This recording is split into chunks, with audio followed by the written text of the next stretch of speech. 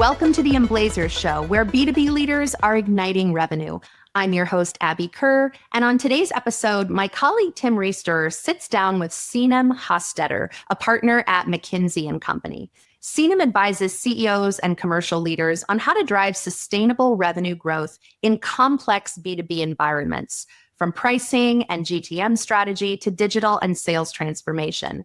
With experience spanning consulting, investment banking, and fintech, she brings a sharp, data-driven perspective on how selling is evolving amid technology change and market uncertainty. This is a fascinating conversation that harkens back to what attendees to our executive retreat back in Savannah in October of 2025 got to hear in the room. So if you missed that, or if you were with us and you just want to double dip, take a listen to this great conversation. It's good to see you again. We were recently in Savannah, Georgia, with a bunch of revenue executives, and we had put you in the hot seat, and you did such a good job that we were like, more people need to hear from you. Not just our little retreat enclave. So thanks for being part of the show. What I love about this, Sinem, is that you get to see inside dozens, maybe hundreds of companies, in particular, their revenue teams.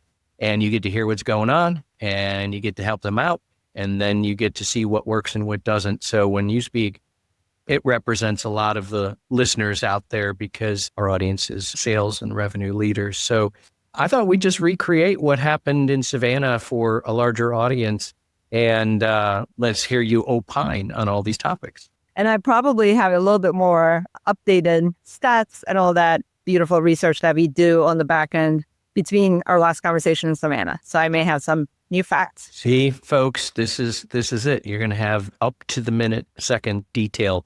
Well, as a partner at McKinsey and running the commercial transformation practice, we know that the world is experiencing uncertainty. That hasn't changed since we saw each other. There's still global geopolitical instability. There's still struggling economies and inflation and tariffs and whatnot. So I would love to hear from your perspective. How are the biggest, best companies in the world, as you engage them, responding to this, and what are they prioritizing these days? I think the one theme that we mentioned at that conference that is still really valid today is how do kind of the winners go from reacting to actually pivoting, right? It's a small word difference, but it's a very intentional word choice too. There tends to be a lot of panicky reactions when things are not going the way we want them to.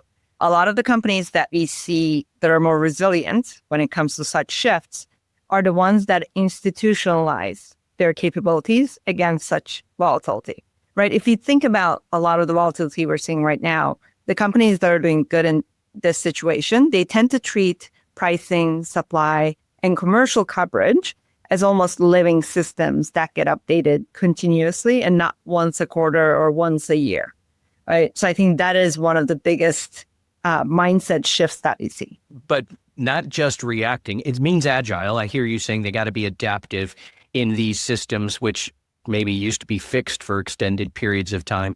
But how does that move from reacting to actual pivoting so it feels more purposeful? Yeah, absolutely. So let's think a little bit about a couple of those pieces that I mentioned, right? I talked about pricing. This whole cycle and the volatility that we're going through has made updating pricing once or twice a year almost structurally insufficient. So ideally, the resilient teams that pivot already have that muscle around frequent and segmented decisions. So what that means is they run pricing like a control tower. It's not an annual event. You're not just passing your cost increases, but you're thinking through, where am I leaking margin? Where am I actually not following what I put in my contract? Am I actually giving discounts in an inconsistent way? I will say the simplest kind of exercise, now I'm going to get too pragmatic, but any company could do is essentially look at their long tail accounts and long tail products and look at what their margin contribution is. I won't guarantee it, but I can almost guarantee it that you're going to have a list of long tail product customer combinations that are completely losing you money. And when you look at why that is happening, there's probably some compliance issues, there's some processing issues, there's some discounting issues. So some of those pieces, that doesn't require the volatility for you to look at. It almost needs to be a muscle that you have that you're constantly looking at in a living, breathing organism versus just waiting for the next big shock to your supply chain. So that's one example of it. The second one is they prioritize, right? When we talk about pivoting, there's elements of prioritization. And how do you do that? You take your coverage of your accounts. You want to make sure, you're covering all your accounts, but in situations where either resources are limited, there's supply shocks, you're not going to be able to give everybody the exact same treatment to begin with. So you want to make sure the treatment you're giving your customers are matching the value that they're bringing and the value that you can bring to them. So it's resegmenting your customers very thoughtfully and thinking about which are the accounts that you want to grow, which ones are the ones you want to defend. If there is a long tail of accounts, to my earlier point, that we've identified as maybe not as helpful for your business, do you want to even think about firing potential customers? Or do you want to think about reorganizing in a way where you're not spending so much time with those customers? So that's a little bit of the intentional pivoting in the way you go to market, Tim. Well, even in an era, and I'm going to almost hate to say these words, where everybody's feeling forced to do more with less, this just feels like smart hygiene that if you think about, it's not something maybe they haven't done, but they haven't done it in a while. And what would be the time frame of, if you haven't done it in the last blank, you need to do these things again? Those things you just described, how fast is it changing that they should be revisiting it? So that's a good question. It is a little bit of I will give you the consultancy answer here, but it depends on your sales cycle, which I will try to refrain from saying it depends. But there's an element of what your sales cycle looks like, right? And how often your customers buy from you, how much of your business is on contract versus off contract. If it's a healthy mix, I think if you look at your customer segmentation and the way you mapped your customer segmentation to the way you go to market, if it has not been updated in the last year, it's probably time. In a lot of situations, I've gone to organizations that have fantastic customer segmentation. They have personas, they know exactly how they buy, but then that just stayed there. It never bleeds through the whole process, right? So even if you have customer segmentation that you just updated like a quarter ago, do you actually have your rest of your process following that customer segmentation? Like your service levels, do that actually match the customer segmentation that you have? Let's say your service level matches. Does your value proposition actually reflect your service levels? So there's a lot of that. You got to make sure you have an updated view of the world, but also you want to make sure that view is in a very pragmatic way operationalized. This sounds like this is almost foundational. When you have instability, the best thing to do is make sure there's a strong foundation. There's so many sexy things to talk about. There's so many sizzly things that are going on out there. So I think maybe this one gets overlooked, but yet they could be leaking lots of time, lots of money, lots of stomach lining, I like to say. So sorting that out, step number one. Anything like what, then layer that up for me in terms of pick any area, talent, comp, technology, process. What else? What's the next layer up of things that people are doing again to sort of create that resilience? So let's talk a little bit about, I know you gave me all the options and I kind of want to touch on all of them, but before I get there, maybe I'll start with a little bit of the process. But you and I talk a lot about kind of commercial transformation, right? And what should people do? When, the current dynamic that we're living in, any of the situations I walk into, nobody's going to have the capacity, focus, organizational talent to do a full-fledged end-to-end commercial transformation, right? So they usually pick where they're bleeding the most. One way I like to actually emphasize that is quickly creating transparency and refreshing the operating cadence. It sounds not as sizzly of a topic, right? But creating some level of transparency that's beyond the end revenue, right? Can you get an updated view of your pipeline that is 80% accurate? We're not looking for 100%, everything crystal clear, bowl level accuracy, right? If anything, trying to chase that down might delay everything else. But get a rough sense of what your kind of pipeline health is and actually build a cadence around it to use that transparency to change the behavior in the short term. So whenever an organization is struggling, I like setting up almost a win room type setup where you have this transparency with the data, whether it's the dashboards or the performance guidelines that you already have, or the pipelines you have in your CRM, but you have that, and then you have a meeting cadence and a conversation cadence that matches what the problem is. And it becomes less of a check the box, but more of a problem solving of, okay, what is stuck? What do we move?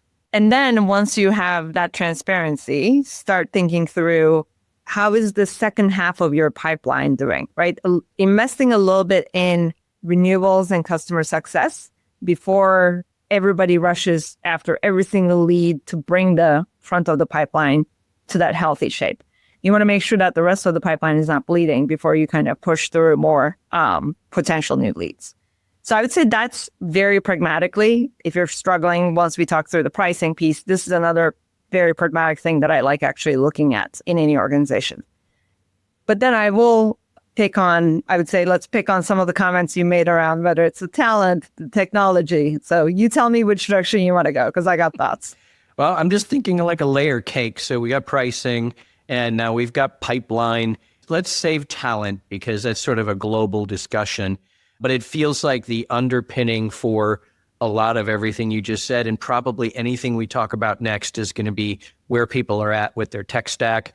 And then go there. And then if it dips into AI, we'll go there. But certainly I've got more AI questions for you. So let's go to the technology layer. I'm seeing everywhere people are like, we have too much technology. We've got to consolidate our technology. But then there's all this exciting new technology, and the vendors are themselves consolidating, collapsing, adding AI features. I feel like it's crazy out there. I don't know. What say you? There's a lot out there. And I'm also proud of us for not dropping AI until now, maybe. Yeah, a good solid 10 minutes into it. But we'll get there. We'll get there. So let's actually just start there, right? Because to your point, the tech stack has evolved heavily into AI and how any tech stack can enable AI in general. So these are some of the new stats that I will say, a little bit of a shameless plug, right? Our latest State of AI survey launched a couple of weeks ago for 2025. So you have lots of interesting insights there. But I'll give you some of the tidbits that we didn't have when we were in Savannah together. So latest research, at least based on our survey, 80% of the companies report using AI in some shape or form. 80%, right? Of which, though, it's less than 10% have actually scaled it. So that's a big difference, right? Think about the amount of people that have actually scaled it versus everybody's kind of dabbling in it. So it touches a little bit of that. There's lots of shiny tools out there. Everybody's trying to do something. And there is some questions around how much of it is actually creating impact versus not. When we look at potential impact, we see positive leading indicators on impact of AI. So some people are responding use case level cost and revenue benefits, but only 39% reported actual EBIT impact at the enterprise level. That's actually still higher than what I thought it was going to be. So I was pleasantly surprised at that. But when we look deeper into who's seeing the impact, there is still an element of humans in the center of it, adoption in the center of it, and process in the center of it, right? It is not how I can create a better tech tool, better AI agent, and throw it out into ether and hope everybody adopts it. It's definitely not the case. I think a couple of years ago, if you were talking about any fancy tech tool at that point, probably more advanced analytics, I would still say the same thing. It's not the tech that unlocks the revenue, but it's how you rewire your entire organization around it. So I will say, I think if I think about a lot of the B2B organizations that I work with, a lot of people are dabbling in enterprise-wide AI solutions that are relatively easy to use, right? We're talking about chatbots. We're talking about anything that's going to improve individual productivity. But where we're seeing more of the impact is when you're going deeper in a function. So a little bit of the vertical implementation of AI, where you have use cases in specific functions such as marketing and sales. That's actually one of the areas where we see the biggest EBIT impact in terms of AI or tech enablement. Because if you think about the entire sales process, for any of the steps, you can, I think our research said anywhere from 15 to 61% can be automated or can be AI enabled. But to get to the impact from that, you actually need to think about the workflow. So you're not creating an agent, but you're redesigning an entire workflow, figuring out what can't be automated and what still needs the human judgment. And then you're starting to think about, where do I bring in AI for that workflow? And how does AI implemented workflow look? Like, what's the new version of that workflow? So as much as we're talking about tech, there's so much operating model and workflow work that is non-tech, non-sexy, that actually is so fundamental to making sure AI works. Of which data is a big component of it, right? I mean, that's everything I'm hearing is that what this has really exposed is the lack of quality data inside of organizations. So when you think about rewiring your entire organization, you've got the talent, the adoption of it, the workflow, the data.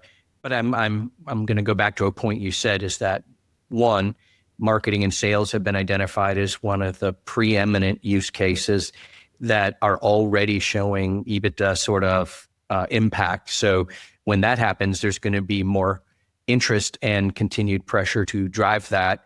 But that's a big marketing and sales. That's a pretty big, broad canvas there. Maybe drill down even one layer deeper than that for me to say, here's where you think the EBIT's coming from and where it's coming from today and where it might come from next.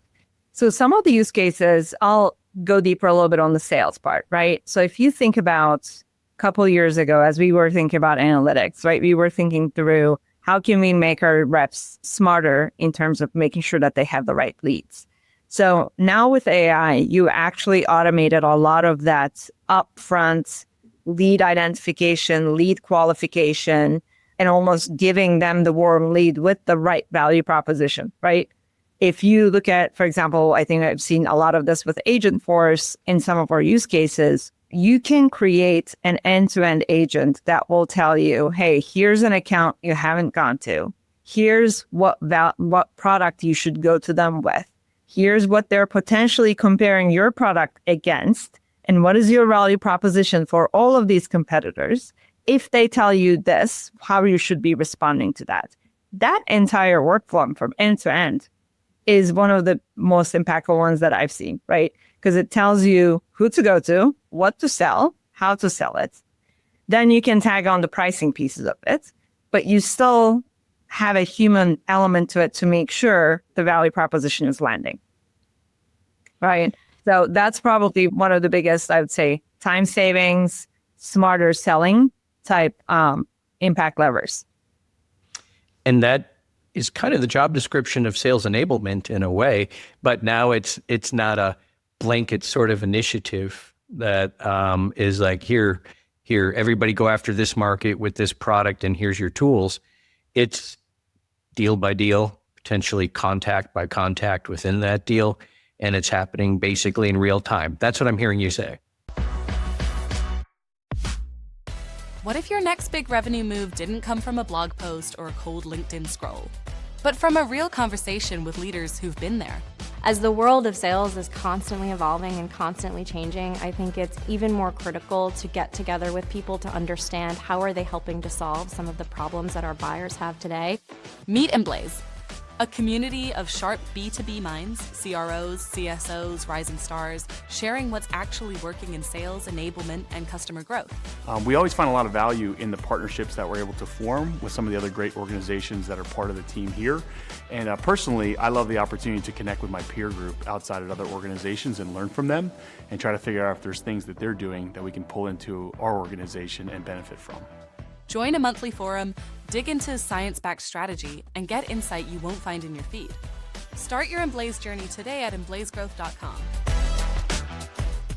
At some point, there's, for enablement, training, development, coaching, there's huge implications and all that. In fact, one of the questions I have is, like, it's one thing in terms of the productivity and performance of an individual contributor, but as I look at the support network, including managers and frontline coaches, what's the impact for them? I just had somebody who was talking about how they're adding AI and automating the sales process and deal health And then as a result of being able to automate deal health and knowing what needs to happen next, that's just being pushed to the rep as if the coach was having a coaching call. It's just happening the moment it's identified.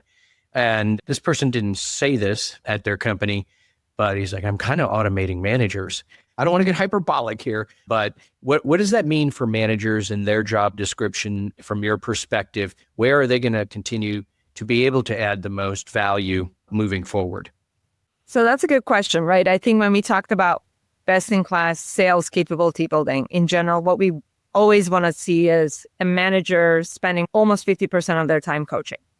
So how coaching looks is going to be different, right? You have an AI-enabled coaches that can help you with a lot more of the role play now. You don't have to awkwardly do it in front of your manager. We used to say rep ride-alongs. I think we can probably have AI-enabled rep ride-alongs down the line too. I think there's still some value in having the human interaction there, right? Because the AI-enabled role plays, et cetera, will do the tactical part. But I think there's still a human element in the way we coach and the way we motivate folks that we don't necessarily want to lose. I will say, though, even though we talk about best practice being more than 50% of a manager's time spent coaching, in almost all of the organizations, we don't see that. So this level of productivity ideally creates more room for enablement and coaching and gets them out of some of the admin work, right?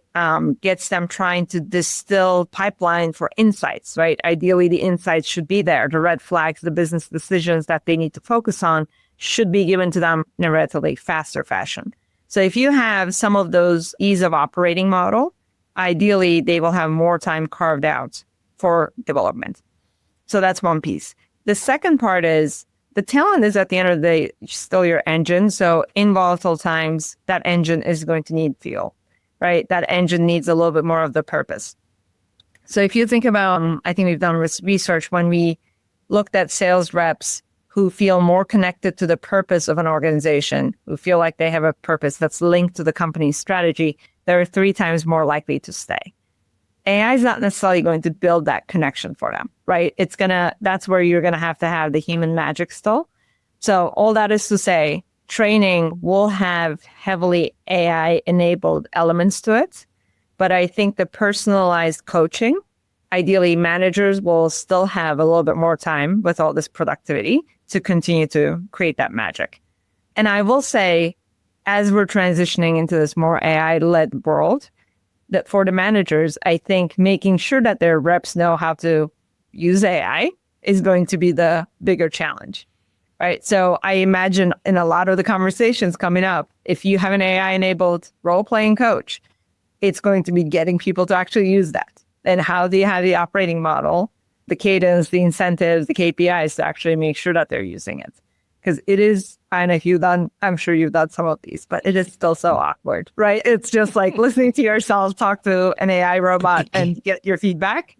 Still not as comfortable for most people. One of our recent podcasts had a client of ours and a professor from Houston who ran some data on 3,000 sales reps, 2,600 of which did the role plays and 400 who didn't. And I like to say Mother Nature created a control group or human nature created a control group. But they on average, they practiced 5 times. So eventually, like something takes over where you get maybe a little competitive and you want to make sure that you do this. And even if there's a score, they were like, people were trying to push past that score. So I think we're there on that. But I think your point about adoption, all this comes down to adoption. We're not to the point where everything's happening automatically. So managers' role in ensuring adoption of all of the AI and the insights and the intelligence that they're getting and applying it is going to be a big part of it. But I also love that part where the sense of purpose has to come from a human, that when AI gives you your coaching nudges, I don't know, maybe they'll give you daily affirmations too. Maybe. I mean, you can give your coach some sort of a purpose and some sort of a different tone of voice. So, hey, if you want affirmation, they could do it every day. So let's talk about 2026, where as this show is running, we are in early 2026. And so there's still time for people to think about their playbook. You are coaching companies in their 2026 playbooks. What's the priority list for you, your clients, and should be then for our listeners for 2026? I would say let's start with the AI piece, right? I think there's no 2026 planning without some level of AI use case enablement. I would love to encourage folks to think about AI from a deeper vertical operationalization of a workflow, right? It's not a shiny tool. It is not just the productivity assist, but think about all the workflows you have in your organization. Think about which one has the highest chance of being automated and also have the highest potential value for you. Pick that one and actually focus on the end-to-end journey, right? Figure out, if you think about agentic AI, it is essentially a coworker that's going to need some guidelines. It's going to need some, training. It's going to need some coaching. So how do you think about, for that workflow, what is it that you want the AI agent to do? How do you want that agent to interact with your actual sales reps? How do you want to think about the guidelines? And how do you want to think about the KPIs for adoption? So think about it as a holistic journey, not just one shiny tool that you picked up because the pitch was great and you dropped it in your sales rep's lap. How do you actually make it part of their day-to-day journey? I would say that's one piece. The second piece is a little bit more non-AI, but thinking through your revenue engine, how you go to market, redesign and re-segment your customers if you haven't done so in a while. Because in today's world, like I said earlier, a lot of people are selling in a way for the customer journeys that no longer exist, right? Our customers, B2B customers, are consumers. So what they do on their daily lives impact the way they buy as B2B customers as well. So how can we make sure your journey reflects a little bit of that consumer journey? Even though we're B2B, there is something around the omnichannel element. There's something around that seamless experience that you want to make sure you're tapping into. And one question I would ask is, if your biggest customer were to change the way they buy from you today, how would their experience feel? Say your key account manager is gone and they decide to go online, or they decide to go inside sales for some reason. How would that experience feel? So think about that. How can you make that seamless? Because I think in a lot of the cases, we go back to, we have our top sellers, we rely on our top sellers to do what they've been doing for the last, 20 years. But the buyers are changing. So we also have to challenge ourselves in the way we sell and the way we go to market. So those are two things I would say. And my final point, as you know, it's the value, right? We didn't talk about it as much. In a lot of situations, I run into, how do we prove the value and ROI of our product or our services for a customer? A lot of our best-in-class companies, when we look at it, it is very clear for them to say, this is how much value we're bringing to you for what you're buying. Can we get there? Because that almost makes your product and experience more sticky than, regardless of the volatile cycles, right, than any other competitors. Not only sticky, but if we have any hope of protecting any sort of margin and premium, being able to tell that story. And that's, I think, has been eternally true, but I think the discerning buyers who have options and access to tons of information, they're going to even out just about every claim and everything you can do up to the point where you say, but here's the demonstrated value, the documented value that we bring on a regular basis. And here's a bunch of companies who can tell you that happened for them. And here's what that would look like in this model for your company. And all of a sudden, that becomes the singular differentiation, as somebody who can tell that story clear and consistently. So I'm with you on that. It's all about demonstrating and documenting value in 2026 as our customers have access to a lot of information, a lot of purchase and buyer and competitive alternatives, and that's what's going to stand out. So Sinem, thank you, and thank you for the McKinsey data and the expertise and insight from that cool vantage point you have, seeing all of these companies and what they're working on. I appreciate you sharing that. I think we did a pretty good plug for people coming to the Emblaze retreat. Now they know that there's a high quality information exchange that gets up close and personal. So, and maybe hopefully we'll see you again at our retreat next fall, Sinem. But thanks again for your time today and the insights. Of course. Always a pleasure. Thanks, Tim. Another awesome episode. Thank you so much, Sinem Hostetter. Thank you, Tim. And thank you for watching or listening on your favorite podcast platform. Be sure to like, follow, and subscribe to the Emblazers show wherever you watch or listen, and we'll see you next time.